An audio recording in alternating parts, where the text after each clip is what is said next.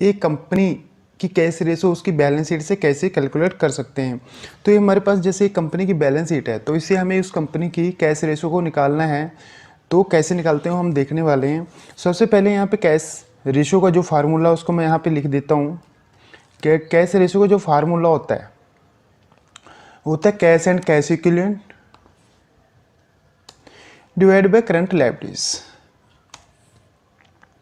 उसकी जो भी टोटल करंट लायबिलिटीज हैं, तो ये नहीं कि अगर मेरे को किसी कंपनी की कैश रेशो निकालनी है तो उसके लिए मेरे पास होने चाहिए कैश एंड कैश इक्विवेलेंट और करंट लायबिलिटीज। अगर मैं कैश एंड कैश इक्विवेलेंट को करंट लायबिलिटीज से डिवाइड कर देता हूँ तो मेरे पास उस कंपनी की कैश रेशो निकल के आ जाएगी।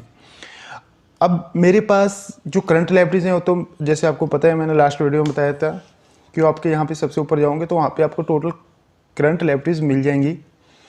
तो जैसे करंट लायबिलिटीज में हमारा क्या होता है, जो हमें एक साल के अंदर पेड करना होता है, जिसमें अपनी शॉर्ट टर्म लोन्स हो गए, ट्रेड पेबल्स हो गए, या जैसे वेजेस पेबल, सैलरीज पेबल, ये electricity expensive payable, telephone expense, ये सब आ जाते हैं। और तो ये सब हम यहाँ से ले लेते हैं करंट लायबिलिटीज। और उसके बाद हमें क्या चाहिए, और कैश एंड कैश इक्विवेलेंट। तो कैश एंड कैश इक्विवेलेंट मिलेगा आपको एसेट साइड में, जो कि होगा आपके करंट एसेट के अंदर ये कैश एंड कैश इक्विवेलेंट। तो हाँ, यहाँ से हम कैश एंड कैश इक्विवेलेंट लिख लेते हैं।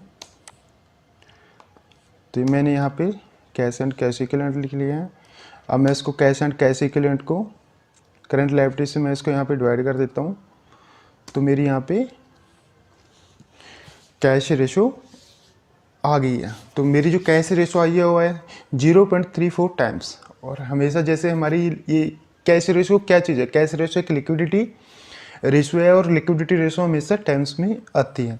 तो एक बार मैं आपको दोबारा बता देता हूँ, कैश रेशो को जो फार्मूला होता है cash and cash equivalent divide by current liabilities. तो करंट लायबिलिटीज हम यहाँ से ले लेंगे लायबिलिटी साइड से, टोटल करंट लायबिलिटीज जो भी हमारी है, और कैश एंड कैश इक्विवेलेंट आपको मिलेगा करंट एसेट के अंदर।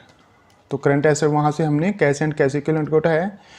कैश एंड कैश इक्विवेलेंट में शामिल होता है कैश एंड आपके बैंक बैलेंस, ठीक है। तो अब कैश एंड कैश इक्विवेलेंट को करंट लायबिलिटी से मैंने डिवाइड किया तो मेरे यहाँ पे कैश रेशो आ गया। तो ओके दोस्तों, थैंक